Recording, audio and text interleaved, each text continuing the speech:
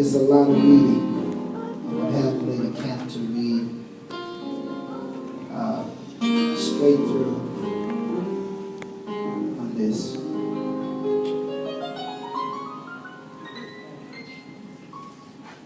Hallelujah.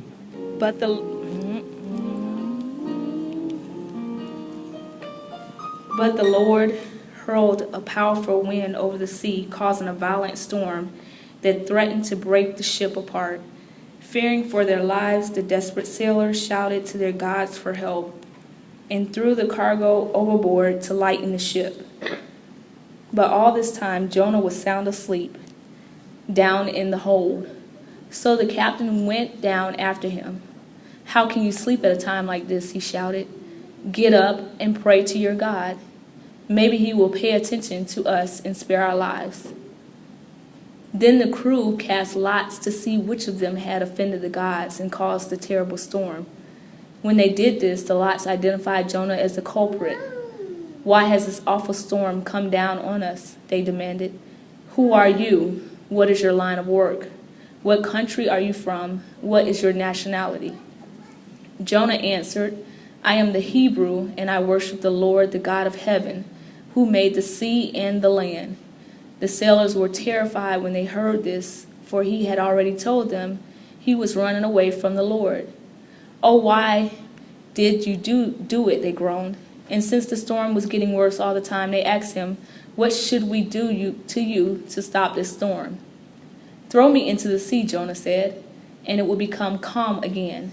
I know that this terrible storm is all my fault." Instead, the sailors rowed each other to get the ship to the land. But the stormy sea was too violent for them, and they couldn't make it. Then they cried out to the Lord, Jonah's God. "O Lord," they pleaded, "don't make us die for this man's sin, and don't hold us responsible for this death. O Lord, you have sent this storm upon him for your own good reasons." Then the sailors picked Jonah up and threw him into the raging sea, and the storm stopped at once. The sailors were awestruck by the Lord's great power, and they offered him a sacrifice and vowed to serve him. Amen.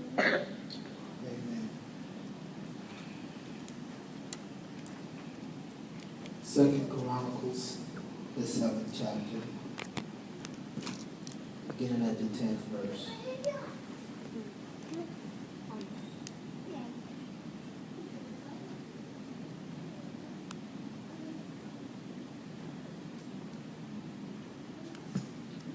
Second Chronicles, the 7th chapter, beginning at the 10th verse, it reads for your hearing.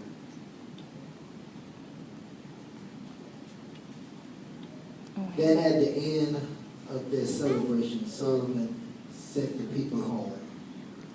They were all joyful and glad because of the Lord had done so great, being so good to David and Solomon and to his people Israel. So Solomon finished the temple of the Lord as well as the royal palace. He completed everything he had planned to do in the construction of the temple and the palace. The 12th. Then one night the Lord appeared to Solomon and said, "I have heard your prayer and have chosen this temple as a place for making sacrifices." The 13th. At times,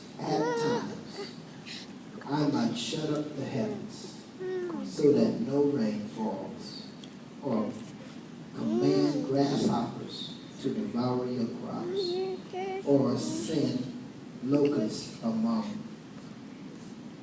amongst you. The 14th. Then if my people, who are called by my name, will humble themselves and pray, and seek my face, and turn from their wicked ways, I will hear from heaven, and will forgive their sins, and will restore their land. My eyes will be open to their ears, attentive to every prayer made in this place. For I have chosen this temple and set it apart to be holy a place where my name will be honored forever. I will always watch over it, for it is dear to my heart.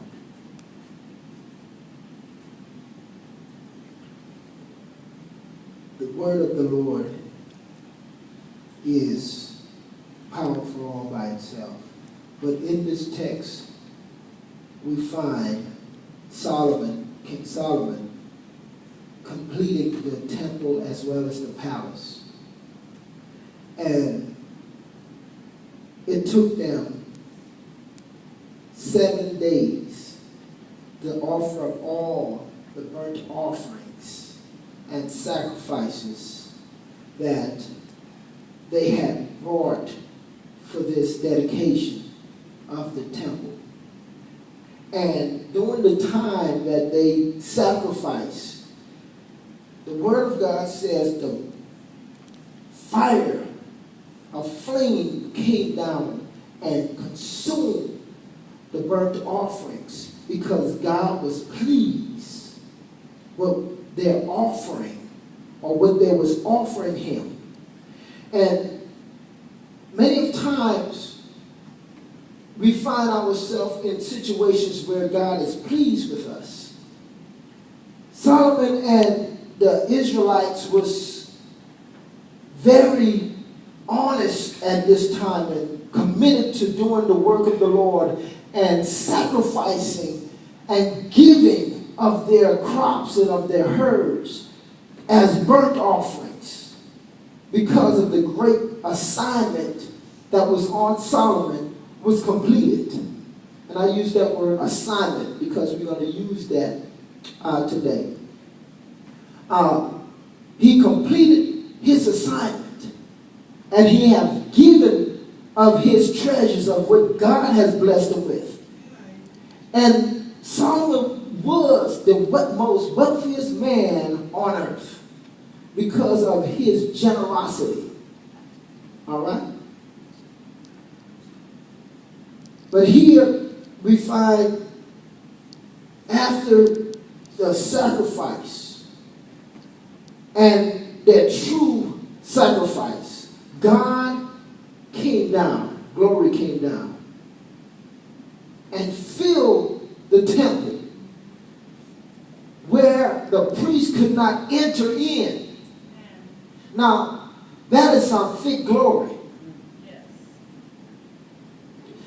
The priest could not enter in the temple because God was so pleased with the sacrifices that was offered. All right? And so here we are.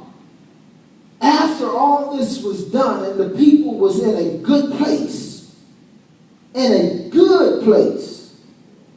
their hands was clean, everything was just beautiful, things was going well, God was pleased, they saw a great thing happen. There was just an awe of the